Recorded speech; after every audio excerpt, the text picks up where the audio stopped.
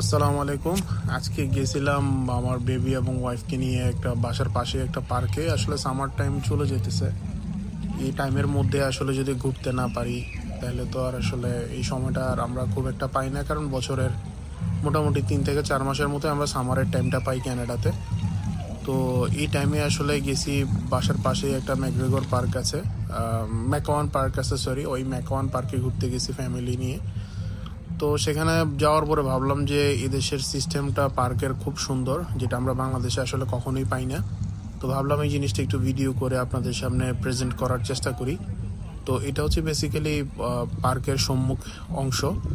তারপরে এটার পাশে হচ্ছে যে এখানে আলাদা স্পোর্টস সেন্টার আছে, যেখানে বাচ্চারা মূলত উইন্টার টাইমে ওই জিনিসটা ওপেন থাকে। এখানে আইস হকি খেলে, তারপর বিভিন্ন ধরনের খেলাধুলা এখানে হয়ে থাকে। তো এর পাশাপাশি অনেক ধরনের মানুষ এখানে আসে, বিভিন্ন ধরনের সংস্থার টুর্নামেন্ট এখানে হয়ে থাকে। তো আপনারা যেটা দেখতে পাচ্ছেন যে বিভিন্ন কোম্পানির নাম লেখা আছে, স্কশিয়া ব্যাংক, তারপর আদার্স অন্যান্য কোম্পানি আছে, তারা স্পন্সর করে এখানে এই টুর্নামেন্টগুলোতে মূলত। এর পাশাপাশি হচ্ছে যে অনেক মানুষও এখানে খেলাধুলা করে। প্রচুর মানুষ হয়, গ্যালারির মতো আছে এখানে চারপাশে। খুবই দুর্দান্ত একটা জায়গা আসলে, কারণ এই জিনিসগুলো আমরা উইন্টার সিজনে খুব একটা পাই না, কারণ ম্যাক্সিমাম জিনিসই বন্ধ থাকে। তারপরে বাচ্চাদের খেলার জন্য এখানে একটা খেলনার মতো করে ওরা রাখছে। এখানে পানি, এখানে ফ্লো আসে এবং ভ্যানিশ হয়ে যায়। এই জিনিসটা খুব মজার, বাচ্চারা খুব এনজয় করে এই জিনিসটাতে।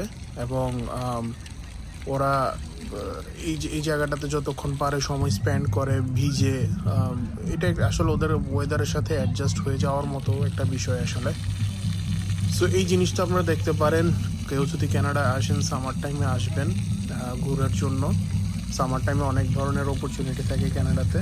তো আমরা আসলে এই টাইমের বাইরে খুব একটা সময় পাই না বাইরে আউটিং করার জন্য, কারণ হচ্ছে যে প্রচুর ঠান্ডা থাকে, টেম্পারেচার মাঝে মধ্যে -30 পর্যন্ত আমাদের পৌঁছায়। তখন আমাদের জন্য আসলে জিনিসটা অনেক বেশি ডিফিকাল্ট হয়ে যায় মেনটেন করে চলাটা।